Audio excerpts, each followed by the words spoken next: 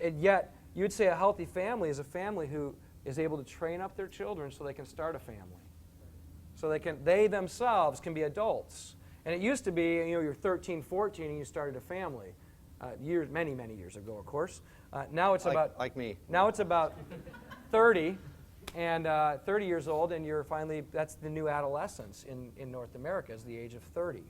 So that's a problem. Well, the church's age of adolescence is much worse than that. I mean, I think for some, it's 60 years old, 50 years old, 40 years old, and they still don't know how to do the work of ministry.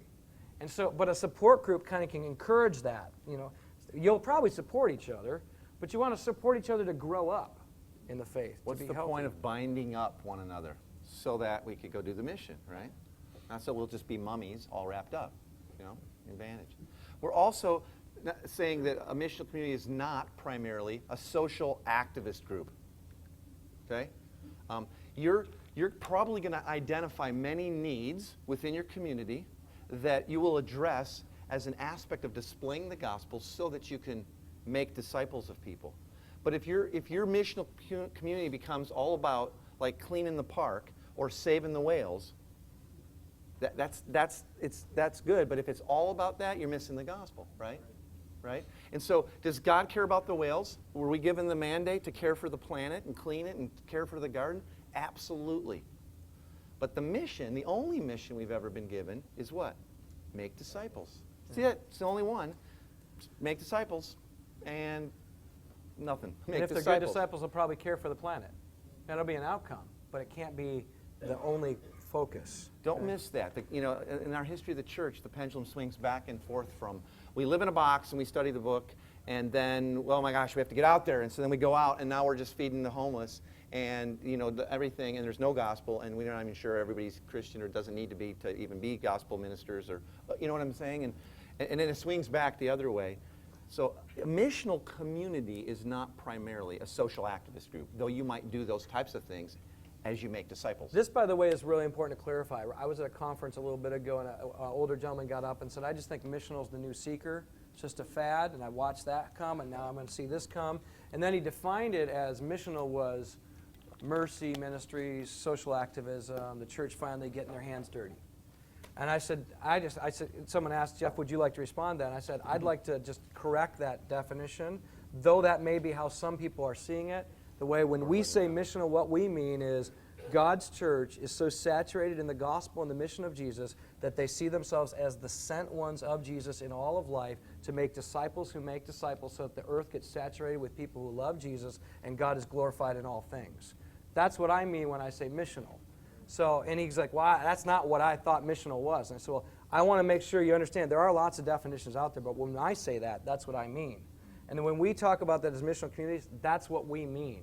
And a lot of our people even slipped into the idea of saying, mission will be cleaning up a park. And you can be an unbeliever and do that. And I'm not saying you shouldn't clean up a park. But you better know that you have a much higher calling than restoring a park. There's souls to be saved. So bring souls with you while you restore the park, and tell them why you're restoring a park, because you love Jesus, because he gave his life for you, and now you're giving your life for the planet he created. Like, do that then, but don't leave him out of the equation, and don't leave the mission out of the equation. So, yeah. We've seen some of that in our community. How have you helped correct groups that become like that? Well, for us, we won't let a missional community get started, like a leader get commissioned to start a new work, unless they have clarified a people group that they're being sent to. And they actually have to, and we'll unpack that a little bit more, but they actually have to have a people group they believe God's sending them to. And then they'll talk about the places that they're going to do work in, but they have people in mind when they do it. So early on, when our mission communities were forming, they weren't even called that. We actually coined that term. No, I'm just kidding. I don't know who did. I'm not sure who did. But I don't know, we called them a million things. Home group, church, home group, church group, home. I don't know. But when we started on early, we found our people were being good family together. They really were starting to. Like, we hadn't experienced community to that level. Like, it was people were really caring for one another and caring for their neighbors pretty well. But they were doing missional activities like go clean a park, or let's adopt this school, or whatever. And those were good things, and we still do them. But we realize they have to be connected to a people group that you're making disciples of.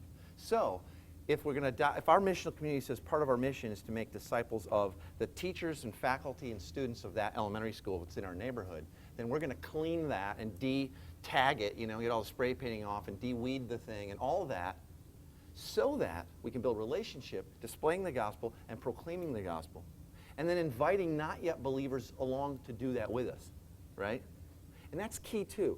That's key too. Jesus said that if you'll walk in my ways, if you'll be my disciple, then you'll know the truth. And the truth will set you free. You catch the order of that. If you'll be my disciple and walk in my ways, in other words, do the things I did, obey my teachings, then you'll know the truth, and the truth will set you free. I was raised and pastored this way most of my life, flipped 180. If you'll believe what I say is the truth, what we say, because all Christians believe the exact same thing. If you believe this is true, then I'll lead you in the magic Jesus in your heart prayer. You'll get set free, and we'll start discipling you. It's exactly the opposite of what Jesus commanded. And it's exactly the opposite of what he modeled, didn't it?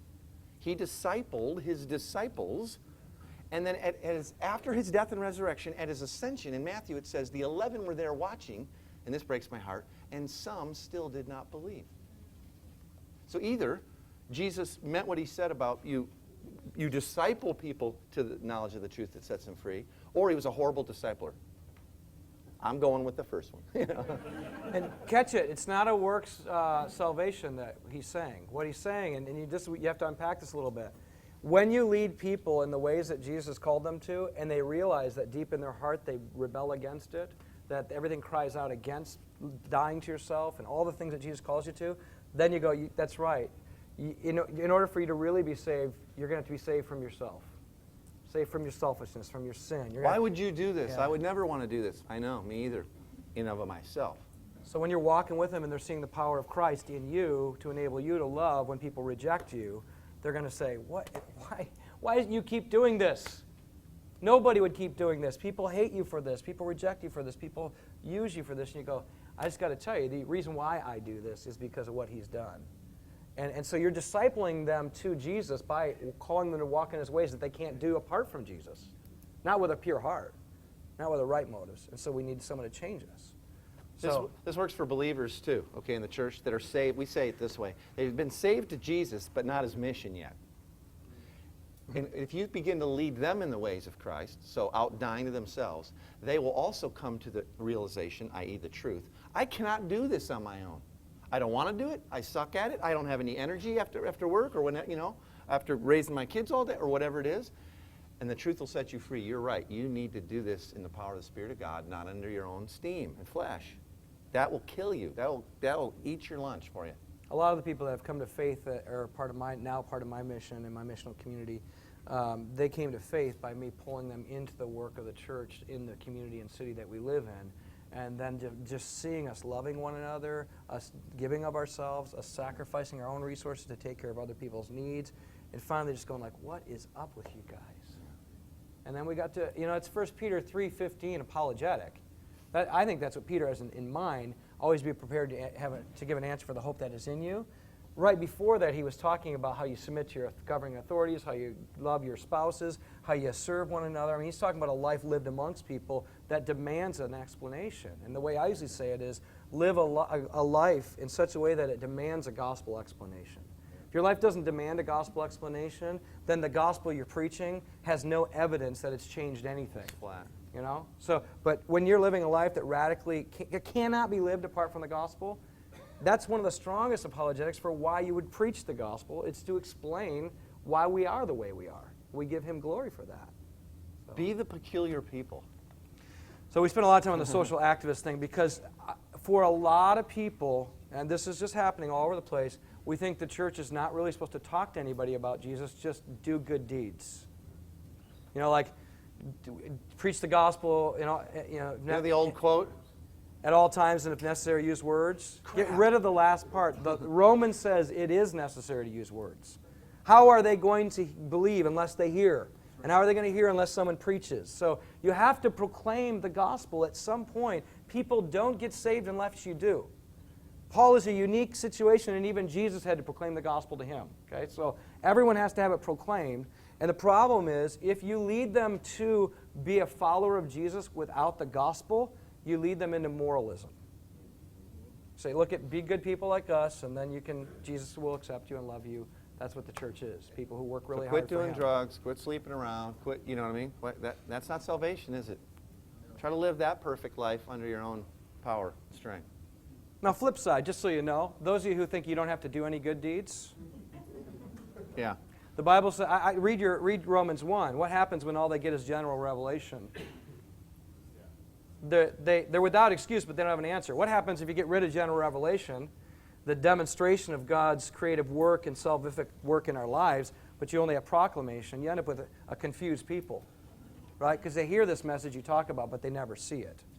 So, And that's kind of been the malady for a while, right, within our family, is they hear all about it, but then they look at the life and they go, one does not seem to equal the other. If what you're saying gets me that kind of sad like life, you know, I'll just keep my own sad life. Got one of those, you know. Question? I'm just curious about this. I know you may not, because it's so organic, I'm not sure that you know this, but I was just curious about what is your, I don't know how you translate this, but how many people are coming to faith in your community? Like, do you have any kind of number thing, like conversion growth rate is the old church growth thing, but yeah. any idea about that? Some of it's hard to tell, I'll just tell you, because I think we're having a lot of Christians getting saved. I'm not kidding. One aspect of it, you know what I mean? And then we have, like, my missional community last year, we started with 6 people. It grew to somewhere in the 20s, and we saw 4 conversions in 9 months in my little group. It doesn't always happen that many, but that's a pretty good proportion, starting with 6, 4 conversions, and then we grew to... Do you have an idea, like in your missional community, do you have any kind of like, how many you suspect are following Jesus and how many... Absolutely. Yeah. Absolutely. Yeah. But, like, okay, the missional community I'm currently in, brand new one, we kind of start them and pass them on to other leaders at times. They multiply on their own as well. I would estimate that when we started this missional community, it was with a couple of believing families, my wife and I, and we started barbecuing with the neighbors and just started making relationships, okay, and praying like crazy. And once we felt like these few people seemed to be responding to this love and community thing, we prayed real specifically about when we were going to start. Our discipleship starts with a story-formed way. It's a 10-week story-based discipleship thing. And I would say at that point, it was about half and half, if I could be the guess. There was a couple in there that would claim, oh, we're Christians. But as soon as we started doing the story and the dialogue, you're like, not so much. You know what I mean? Right? And there were some that weren't. We're just about through that 10 weeks now. And it's amazing, and I know the same thing happened in Jeff's community. It starts out with all their answers are like, well, they did that, and well, that's how they would be. And now it's like, well, we would have to do this. Yeah. You know, in other words, they now number themselves with those who would claim Christ as Lord. Yeah. You see what I'm saying? So the big number, like percentage-wise, is that what you're looking for? In terms of all of our communities? Yeah. What I was going to ask in follow-up is, how do you keep that us versus them creeping in? When you have believers in there and they start Yeah. you know, Well, I'll tell you that the story that he's referring to, instead of saying, like, okay, we're going to do a Bible study tonight, because as soon as you do that, all the believers are going, we're out. I mean, all the unbelievers are saying we're out. I know nothing about And that. all the I'm going to believers feel are really going, awkward now. who's going to impress who, so they show that they know it really well. So all the Hank Hanegraphs show up. Like, yeah. boom, you know. So we fully... Love Hank. I mean, but we need like one Hank in the world, you know what I'm saying? I don't need 4 in my missional community every night, you know? So we take people through this, we call it the story of God or the story-formed way, and it's an oral telling of the redemptive plan of God. We don't read it. Genesis through Acts. Okay? But it's from here, and we see that pattern in Acts. They stood up and they would proclaim it, and they would summarize portions of the story so they would get the whole redemptive plan of God. This is how we tell the gospel in our community. But we do it in such a way that we do one story at a time, and we really interact over it. A lot of dialogue. And we tell all the Christians, you may not jump ahead of the story. You know, because they want to go like, well, you know, like what Adam did, that's like the second Adam, he did. And they're going, second Adam, who's the second Adam? And so we'll go like, who are you talking about? hear of any second Adam You here. can only answer from within the story, which levels it. So we've done the story of God in a room, in a missional community with Bible school grad, atheist, agnostic, single mom, not sure where she's at, a couple of people from our community, and it's level because we all have to answer from the story. Anyway, we're kind of getting off track a Yeah. little bit. Sorry. Can you speak a little bit to the proximity? Like, how do you bounce in and out of it? So we're going to get to that. Yeah. If we keep moving, we'll get to this. We'll you guys get are to- like, just yeah. get rid of it. Just go on. Okay, last thing. Last thing, it's not primarily. This is huge. Listen It's not closely. primarily a weekly meeting. Maybe I could have you all say that out loud with me. No, I won't. It's not primarily a weekly meeting, though you'll probably get together weekly, and hopefully a lot more than that. Like, can you imagine if you defined your family as a weekly meeting? Now, some of you go like, that'd be an upgrade. And how many of you in your family tried the weekly family meeting? That's super fun for the kids, right? This is family fun night, dang it, come on! Start it really young so all that absurd stuff feels like normal to them, you know? So. And this is really important because people are prone in the church to a dualistic thinking of the church. So they see church as something, when they're at Sunday for 2 hours, that's church. And when they go home, that's their life. And then they even think through, man, church is asking a lot of us. I mean, we're doing a lot of stuff for the church. And they have this dualistic thinking, and the church has got to get rid of its dualism and say, you're the church. Everything you do now counts. The question is, are you doing the work of the church or not? And are you being faithful to the work of the church that Jesus gave us? That's the question. Well, the interesting thing is when you start a missional community, even for us, as much as we were trying to get away from the idea that church is all about Sunday, though we do gather on Sundays, our missional communities come together, though we made it so clear, you are the church, we are the church all the time, they'd start a missional community and then they would just replace it and go, I'm going to my missional community tonight. And we go, like, is that like you're going to it or are you it?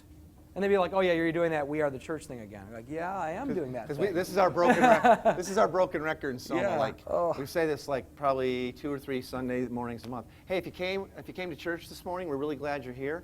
You never get to go to church again. The only people that get to go are unbelievers, and hopefully we go to them more than they come to us. Yeah.